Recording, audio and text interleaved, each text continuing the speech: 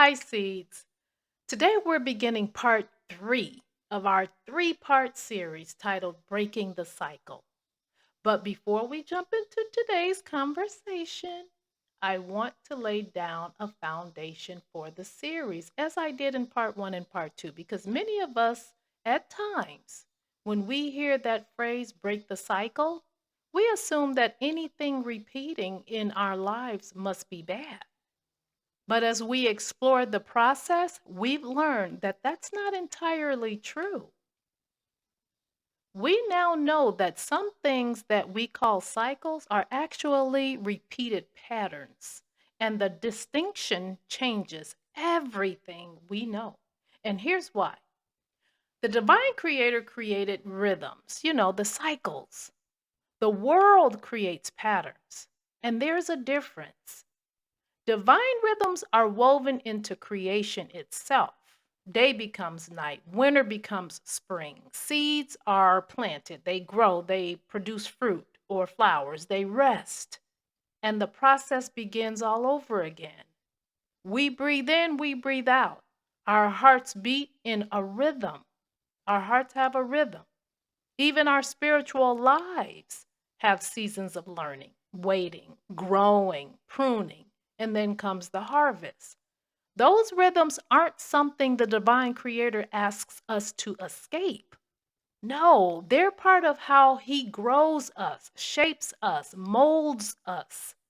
But inside those divine design rhythms, we often develop unhealthy patterns. Patterns like fear, bitterness, people pleasing, needing to control outcomes and other people, comparison, shame, defensiveness. Those are corrupt learned responses being activated for the sole purpose of keeping us from operating in our natural flow. The natural flow of things, our divine rhythm. And that's exactly why Romans 12 and 2 says, "Do not conform to the pattern of this world, but be transformed by the renewing of your mind." That scripture doesn't instruct us to escape life's seasons, but it does tell us not to conform to the world's patterns. The problem isn't that life has reoccurring seasons. No, that's not it. The problem is that we often carry the same unhealthy responses into those reoccurring seasons. And that's why we're called to break them. The unhealthy patterns we carry into those rhythms. Seeds. Waiting is part of life, but panic doesn't have to be. Conflict is part of life. Defensiveness doesn't have to be. Loss, though very painful, is part of life. But hopelessness doesn't have to be. The cycle isn't always the problem, the pattern often is. So when I say break the cycle, I'm not talking about breaking the divine's creator's rhythms. I'm talking about breaking the unhealthy coping mechanisms and patterns we've learned to repeat within those natural rhythms. Because life will continue to bring new seasons. It's life. But through the divine teacher instruction, to renew our minds, we don't have to keep bringing the same old mindset into the seasons. That's what transformation looks like because life's cycles will repeat. They will. But when it does, you don't have to repeat those same unhealthy patterns. You get to show up and do life a better way. Now, with that foundation in place, let's get into today's conversation. Most personal development ends with "stop doing this," but that's incomplete. The scriptures never simply tells us what to stop doing. It tells us what to put on.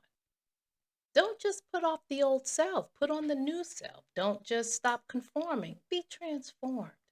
Don't just remove darkness, walk in the light.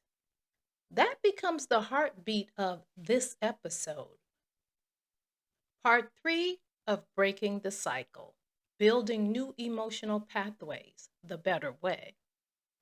Hello, seeds. Welcome back to Watering the Seed, where growth begins beneath the surface. Healing starts with truth, and every conversation is another opportunity to live a better way. I'm Coach D. Jackson. If it's your first time joining us, welcome to Watering the Seed, the space where we learn to live a better way. It's a cheat day. It's a cheat day for you. If this is your first time, it's a cheat day. Okay? Because you've joined us in part 3 of a 3-part series called Breaking the Cycle. But that's okay. That is okay. I'm excited to have you join us. So come on in and get comfortable while I get you caught up. So if you're comfy, then good. Now, over the last 2 episodes, we've taken an honest look at something that affects every one of us. In part 1, we discovered why we return to what hurts us. And then in part 2, we learned how to interrupt unhealthy emotional cycles before they become unhealthy decisions, right? But today we arrive at what may be the most important lesson of this entire series. Because interrupting the cycle is only half the journey. If you remove an old pathway without intentionally building a new one, the old one will eventually call you back. So today we're talking about building new emotional pathways, the better way. Now, if you can, walk this journey with me. So imagine walking through a forest, and for years you've taken the same trail. Eventually, that path becomes clear, easy to follow, and quite comfortable. Okay? Now imagine deciding that you're never walking that path again. Okay? That's a wonderful decision. But if you don't intentionally create another trail, hmm, where will your feet naturally go? Just naturally. I'll tell you. It goes back to the old one, the old trail, the same path, because there's no new trail to follow. And that's exactly how emotional patterns work. Your brain builds what you practice.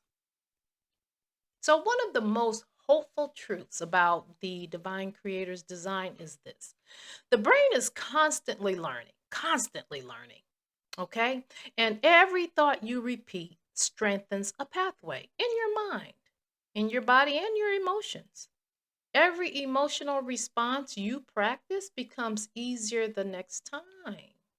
Yeah, think about that. Every belief you rehearse, it becomes more familiar. Your truth, even if it's not the truth, it becomes your truth. The more you tell yourself that's what it is, even if it's not, you begin to believe that. You begin to believe that it is the truth. And that's why and how fear grows when it's constantly fed. Dread, anxiety, stress, we call this thing fear. That's how it grows. That's why these feelings increase, making our lives, our situations, and our circumstances harder to deal with because we constantly feed these things. You've heard, or some of you may have heard, the phrase, stop feeding that lie. Well, that's what that means. Stop rehearsing the false beliefs, the false narratives, and making it a truth. Every belief you rehearse, it becomes more familiar. But guess what? It's also how peace grows when it's constantly or consistently practiced. When we guard that peace by not feeding the fear, but instead feeding peace, rehearse peace, yeah, peace grows too. You see, you're always building something. We are always building something. The question is, what are we building? Every repeated thought builds a belief. Every repeated response builds a habit. Every repeated habit strengthens a pathway. Whether we realize it or not, we're always building something. Okay, and now that we know we're always building something and every repeated habit strengthens a pathway, now the question is this: which pathways are you strengthening? Are you strengthening fear or faith? Bitterness or forgiveness? Self doubt, maybe? Or confidence rooted in divine truth? Okay, every thought you rehearse becomes easier to think again. Think about that for a moment and let it sink in. Every thought you rehearse becomes easier to think again. And every time you think it, you become more convinced about it. And the more convincing it becomes, the more you begin to factualize it. Make it the truth, your truth. Let me give you a visual. So imagine you have, let's say, an apple tree in your backyard. I grew up with everybody in my neighborhood had some type of fruit tree growing up on the south side of Chicago. So I want to talk about Mr. Bob's apple tree. So imagine you have this apple tree in your backyard. One morning you notice there seems to be fewer apples than there were the day before. Your first thought is someone has been picking apples from my tree, maybe. But then the next day, there are even fewer apples.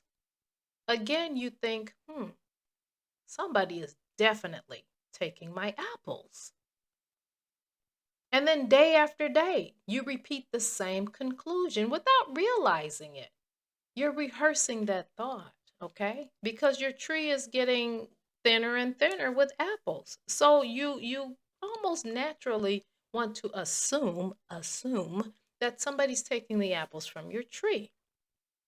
And the more you rehearse that, the more believable it becomes until eventually you stop questioning it altogether.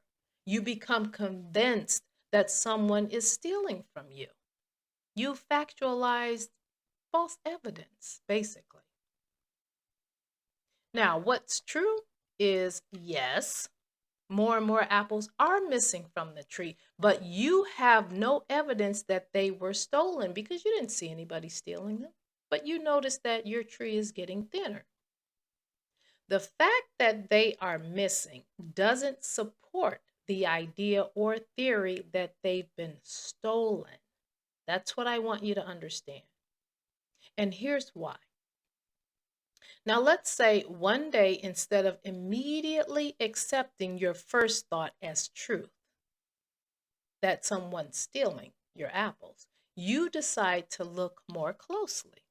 So you walk around the tree, then you look down. Scattered all around the base of the tree are apples that had become overripe and they've fallen naturally and they've begun to rot. Now you realize no one had been picking your apples.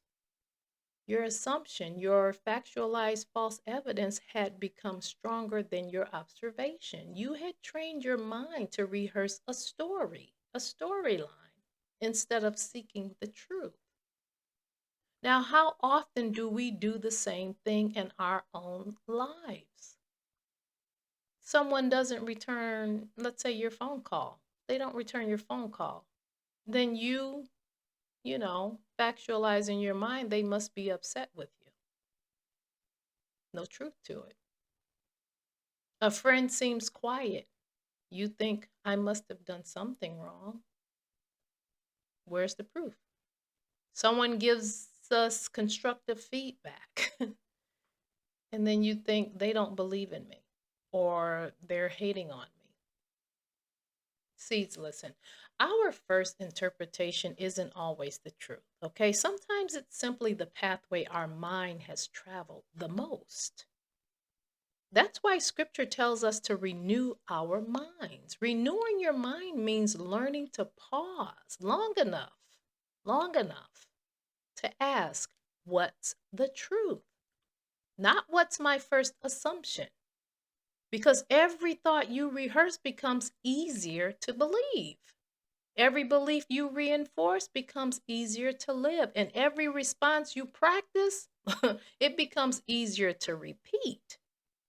That's why transformation isn't built on the extraordinary decision. It's not. It's built on ordinary decisions made consistently. One pause, one question, one prayer, one choice to seek the truth before you make the assumption. And over time, those ordinary moments become extraordinary transformation. Seeds. An unexamined assumption often becomes a rehearsed belief. Your mind will always try to explain what your eyes haven't fully investigated. So don't let your first explanation become your permanent truth without first looking around the tree, right? Okay? Yeah. Don't just make the assumption. Look for the proof, okay? Look for the truth. Now let's talk about these new pathways because this can feel awkward at first, okay? Changing your path, especially when you're used to doing things the same way. When you change your path or try to do it differently, it can feel extremely awkward. Okay, and this surprises many people. So if this is you, well, then I have to tell you, you're not alone. Hey, hands up. I'm one of those people too. Transformation isn't always easy. In fact, it can be very uncomfortable. The first time you respond differently, it may feel very unnatural. But what if you pause instead of arguing? Think about that. Because this world seems to be so uptight. Everybody is in disagreement. It's just the strangest thing. I've never seen so many people in disagreements.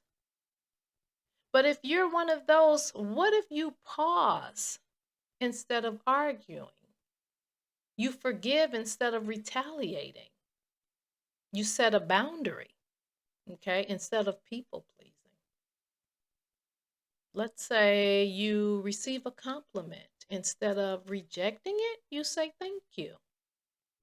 And you saying thank you, that may feel strange. Yeah. I've experienced that.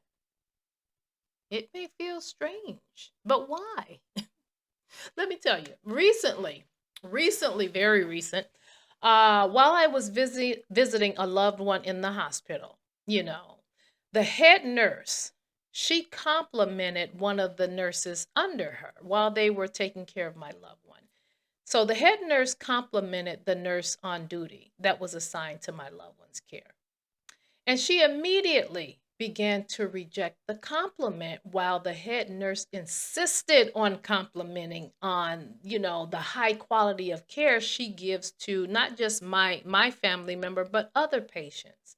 So the head nurse noticed that this young lady gave special attention to all of, the patients. And so she was giving her a compliment. But this young lady, she just would not accept this compliment. And then finally, with my nosy self, I stepped in and, being the person that I am, always wanting to help people, this seemed really small to me. It seemed so small to me, but it was hard for this young lady. It was hard for her.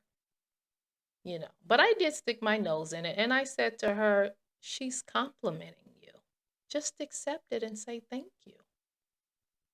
So I shared that to say this. It doesn't. It doesn't matter at what level, what profession, where we are in life, when a new pathway is introduced, we find it hard to accept it.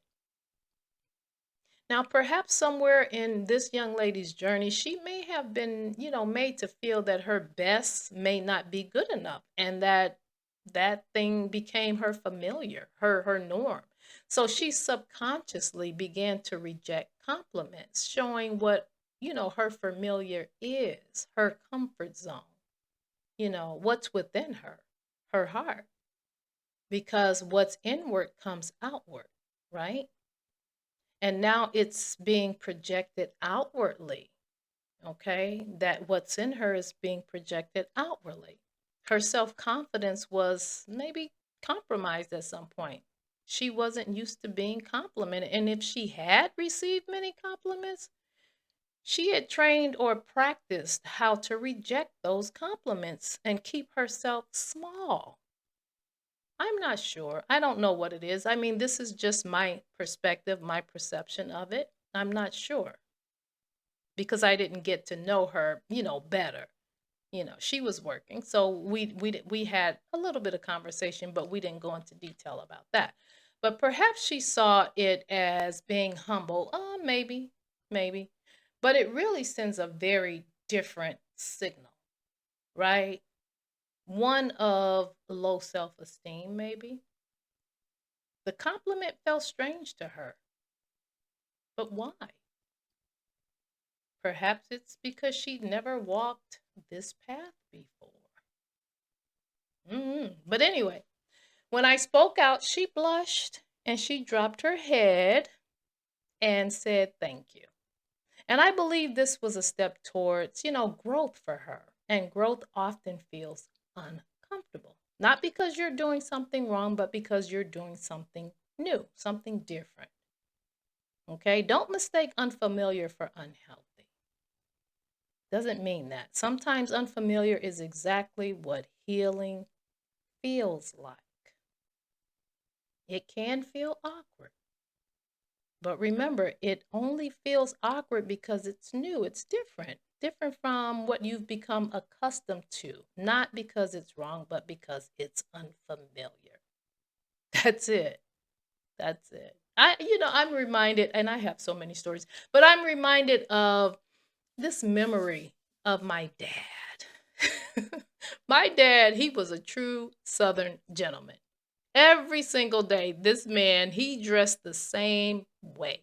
Neatly pressed slacks, dress slacks, and polished dress shoes or loafers. Okay. And a short sleeve button up shirt. This is how he dressed on a daily basis when he wasn't at work. And so, he would wear the dress slacks with the short sleeve shirt, and during the summer months, long sleeves during the winter months. And it was either a white shirt or a powder blue shirt with the pocket on the left side, a single pocket in the front. That was him. True Southern. I mean, he was, and a hat. And so that's how my dad dressed on a regular basis. I honestly don't remember ever seeing him dress any other way unless he was going to church. Then he would wear like a two-piece suit. But anyway, one 4th of July, my bonus mom, she decided that it was time for a change for him. So she purchased a pair of shorts and a cotton t-shirt that had some little logo picture on it that says, it had a boot stuck in concrete, okay? And it said stuck in concrete. But anyway, she thought it was cute, so she purchased that outfit for him and she begged him to wear it, and, after much persuasion, and I mean a whole lot, he finally agreed. So he put on this outfit and he walked outside and stood in front of our home. He was there for about 10 minutes. A couple of the neighbors, they waved, hey, how you doing or whatever. But I would say maybe 15 minutes passed. I don't think it was more than 15 minutes. And without saying a word, he quietly walked back inside the house. And a few minutes later, he came back out wearing his dress slacks, loafers, and a button-up shirt. He had changed right back into what was familiar. And then later he admitted, that he felt awkward wearing those shorts because he didn't like to show his legs. He didn't have hair on his legs, but he had very nice legs, but they were hairless. He didn't have hair on his legs. So he didn't like to show his legs, you know. And that was just fine. Then he said the t-shirt didn't have a pocket to carry his pack of cigarettes. So yeah, he was a smoker, but something he had grown accustomed to having within easy reach was those cigarettes, and that t-shirt didn't have that pocket for those cigarettes. Now, from my perspective, the shorts and the cotton t-shirt were actually probably the healthier choice for that summer day, for any summer day. To the cotton to keep you cool and it's short sleeve, and the shorts, of course, to keep you cooler. And no pocket on that t-shirt. You didn't have easy access to those smokes, right? Yeah. So he would have to naturally smoke less because they weren't the he didn't have easy access to the cigarettes. So that was a healthier choice overall. That outfit overall was a healthier option. But none of that mattered to my dad. None of that mattered. He wasn't choosing what was healthier. He was choosing what was familiar, his comfort zone, right? And that story has stayed with me for years. And me and my brothers and sisters, are my siblings, we laugh about it to this day. He did try something different, and that was growth, right? That was growth. Yeah, but he had to revert back to what was familiar to him. It reminds me of how often we do the same thing emotionally. We finally step into something healthier, a healthier relationship, a healthier boundary, a healthier way of communicating, a healthier way of thinking. And it feels awkward, not because it's wrong, not because it isn't working, but just because it's unfamiliar. So we quietly change back into what we've always known, the comfort zone. And that's what my dad did ASAP. See, comfort and health are not always the same thing, right? Sometimes what feels comfortable is simply what we've practiced the longest, and in some cases, too long. Growth asks us to wear something different. Healing invites us to become comfortable with what once felt unfamiliar. Because the goal isn't to return to what feels comfortable. The goal is to practice what's healthy until healthy becomes your new comfort zone, your new normal. Okay, so think about this. What if peace became familiar? What if? What if peace became familiar? What if we practice peace until it feels like home? Remember, in part one, we said people often return to what feels familiar. So, what if peace became familiar? What if grace became familiar? Being thankful. That young lady just being grateful for the compliment. What if that grace became familiar to her? What if healthy conversations became familiar? Can you imagine the healing? What if saying no became familiar? Boundaries. What if praying before reacting became familiar? Hmm. Let me answer those for you. Because I believe if peace, grace, healthy conversations, praying, if these actions became familiar, that eventually, eventually, your heart will begin to recognize peace, grace, healthy conversations the same way it once recognized chaos. And that, seeds, is transformation. So now you may be asking, Coach, how long does the healing take? Well, first, that's the wrong question. That is the wrong question. A better question is, what choice can I practice starting today? And my answer to that is healing grows through repetition, right? You have to build new habits, one choice at a time, one boundary, one apology, one honest conversation, one act of forgiveness, one courageous decision. Yeah, small choices. Repeat it consistently. Small choices, repeated consistently. They become your new emotional normal. Let's take the garden principle, for instance, because I love thinking about growth through, the imagery of a garden. So let's say if you have weeds, if you remove the weeds, you have a garden and it's filled with weeds. So many weeds you don't even see any real foliage, flowers and things like that. So let's say we remove these weeds. The garden isn't finished because the weeds are gone. It's simply empty. You still have to plant seeds or potted flowers, whatever. Okay? Then you have to water that garden and protect them from elements that can destroy them. Bugs and things like that. You have to protect it and weeds coming back. You have to cultivate and nurture and encourage you encourage growth within that garden. And this is the same thing with emotional healing. The same is true for emotional healing. Removing anger, that's not enough. You have to plant patience. Removing fear, that isn't enough. You have to plant faith.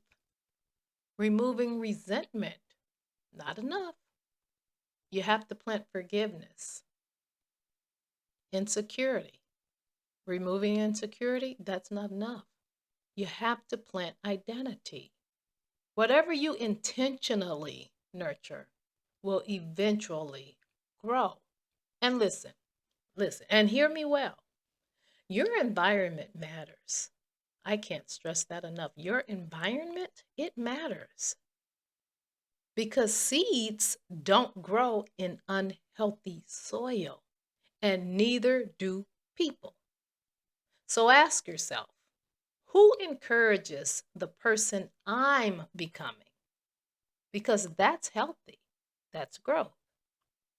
Who continually invites me back to who I used to be? That's not healthy. That's holding you back and keeping you stuck. What conversations nourish peace? Which ones constantly feed anxiety? Ask yourself these things because growth requires healthy environments. Sometimes building new pathways always means choosing healthier influences. Yeah. Your new legacy begins here. Your new legacy begins here. And this may be my favorite part.